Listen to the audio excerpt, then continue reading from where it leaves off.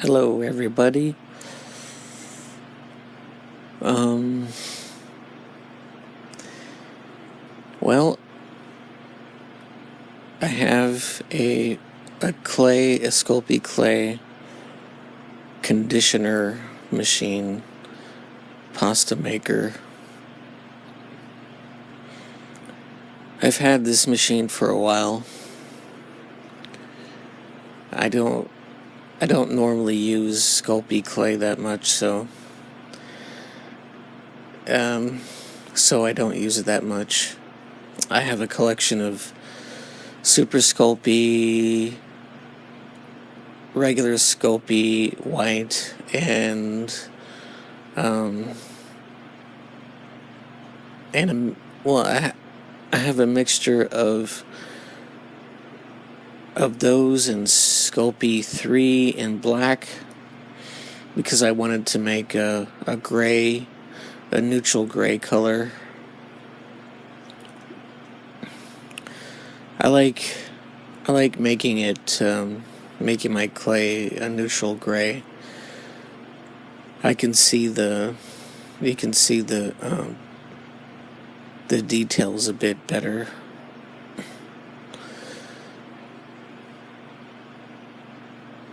Sculpting with Super Sculpey is a little difficult because the opacity is slightly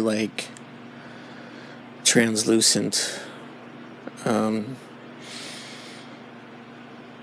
So the readability makes it a little bit difficult. But if you have a neutral gray, opaque gray, it's easier to see all those details.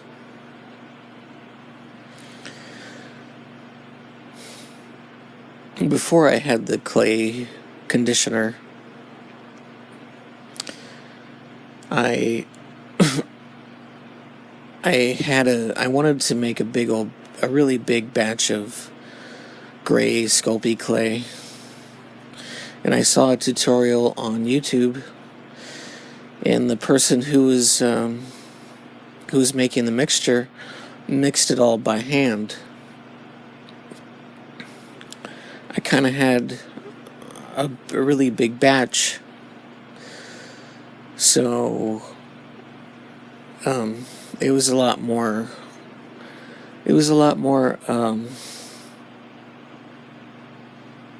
more intensive mixing it all together.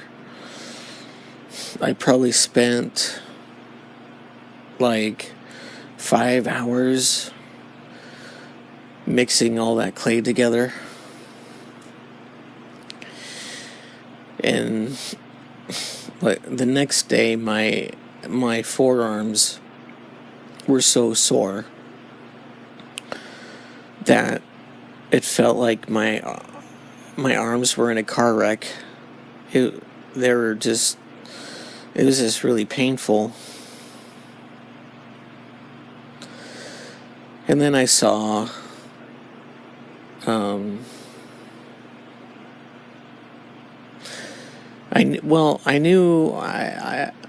I did read an article of this artist who was doing a tutorial online. He had written out his process, and he was his name was Peter Koenig. I think that's how you pronounce his last name. But he's a really talented model maker. He's designed stuff for movies for I don't know how many years. But one of his tools that he used was a pasta maker to mix his clay. I knew about it a long time ago. This is several years ago that I read the article, but I didn't think about actually needing one until I tried mixing the clay together by hand.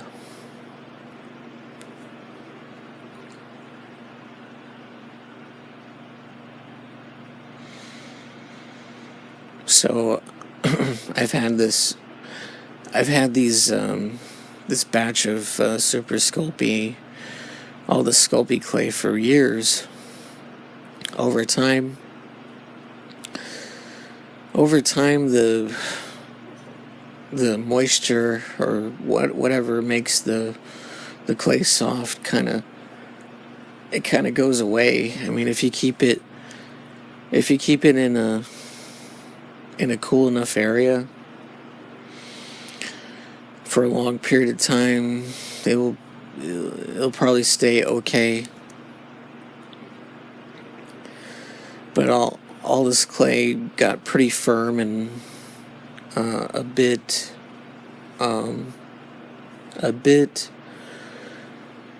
what do you call it? Crumbly. Yeah. So after working it in, using this machine, it'll soften it up a bit and be easier to work with. But I'm also trying to mix all the different colors together. Right now I'm just doing the regular Sculpey white and the Super Sculpey, trying to mix all that together. Once I mix those together, I am going to mix my leftover gray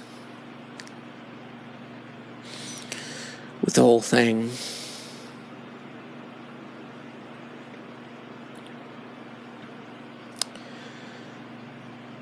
I've been having a bit of trouble. Like there's a clamp on the side of the machine that you have to twist, and I kind of wish the clamp was permanently connected, because it just kind of pops out of place all the time. And you need like a table, a surface that protrudes out far enough for the clamp to attach to. My desk has a lip that barely sticks out, just barely, for enough for it to grab. But as you can see, it keeps on shifting because the clamp can barely reach it. So it's like it's kind of like not flush, and it's kind of pulling it down and lifting up one side.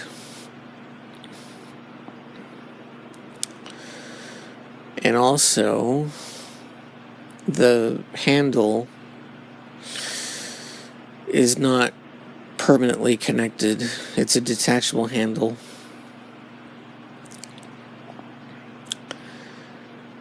I think the newer ones have a permanent handle, but I'm not exactly sure.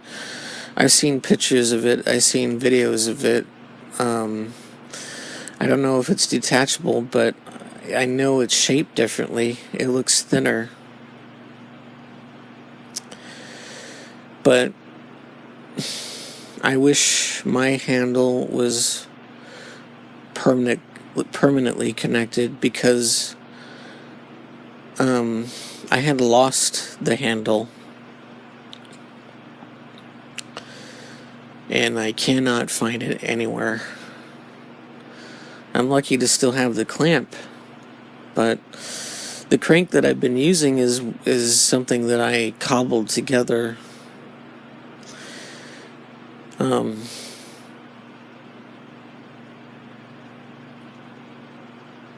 It didn't.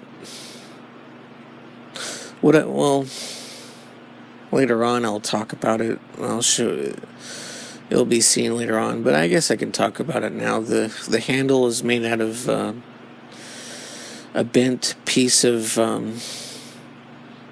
threaded rod, so it's kind of like a long bolt, and I bent it into a crank shape. I made enough room so that the one end can fit in this notch. It's like a uniquely shaped notch. If you look at it straight on, it would be like a circle with two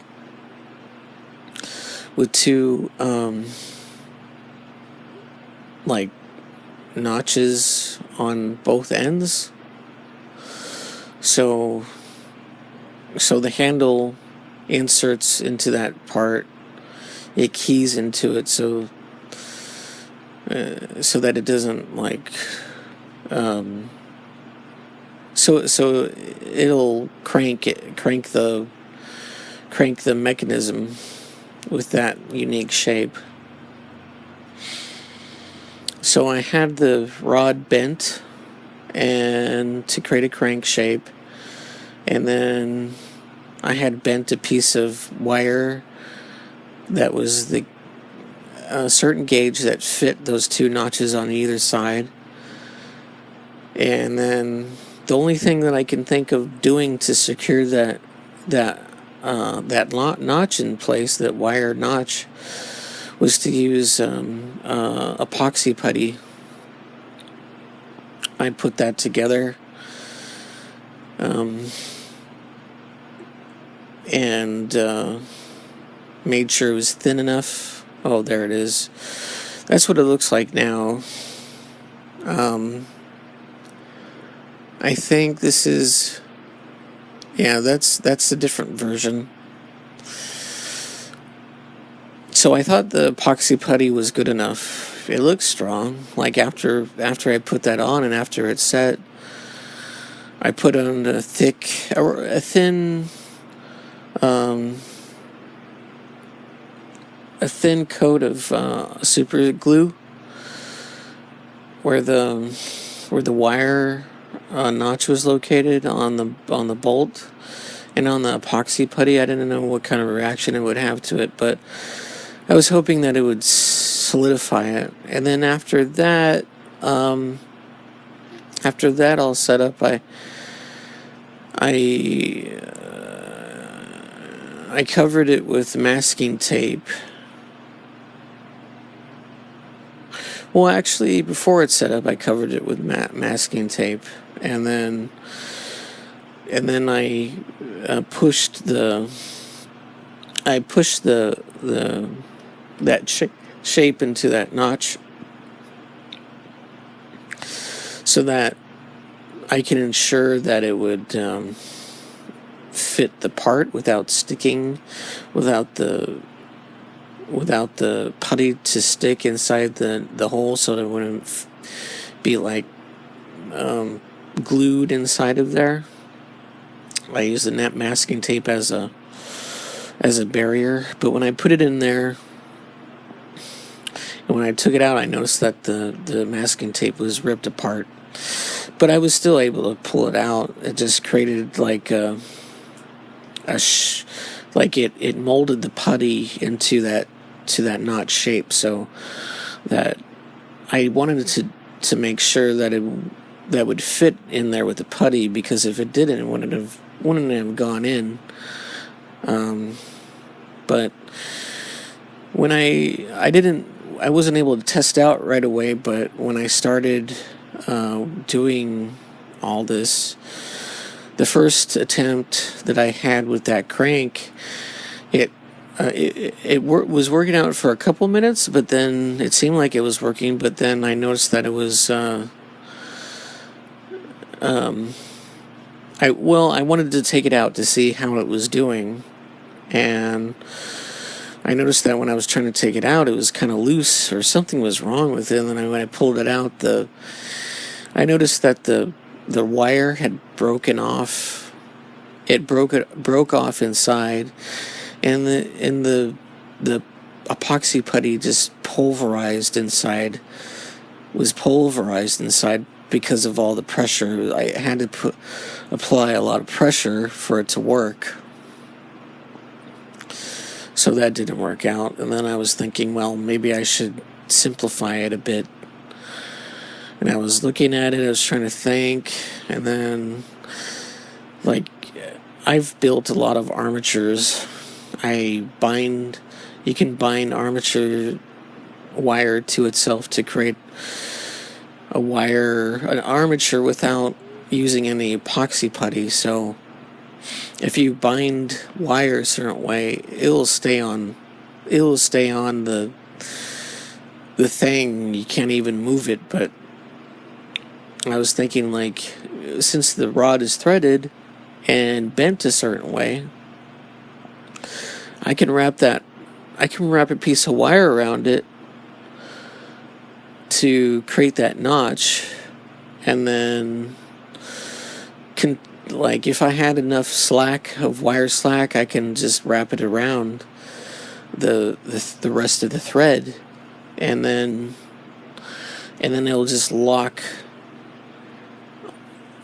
within the thread and over itself. So that's what I did. But this time I used a thicker gauged wire. I wasn't using any epoxy putty, so I didn't have anything to compensate for the thickness. So I just used a thicker gauged wire, and then I wrapped it. I made a loop, I wrapped it around the end, and then I wrapped one side around and around, and it took a couple tries, but I was able to get it there locked tight onto that bolt, and then I just inserted in there, and it fit perfectly, and I cranked it, and it worked. So, and for the rest of the part, I used a PVC tube. I cut a piece of PVC for the handle, and I used a washer and a nut to hold the washer. The washer and the nut is to hold the handle in place so that it doesn't go, so it creates a stop. And then when I crank it, the PVC handle allows it to twist so that I can, and that's how the original handle, it was made out of wood, but you can like spin it around the crank, and that enabled you to have a firm grip on the handle, and then you can crank it, and then it would just spin around while you're cranking it. And that's how I made my crank. It looks like, I mean, from far away it looks like a pretty good looking crank, but from close up you can tell that it's all just thrown together, and but it works pretty well. I'm happy with it. So, well, looks like we're coming into the video, so I am going to end the narration, and I'll see you in the next video. Thank you for watching. Bye.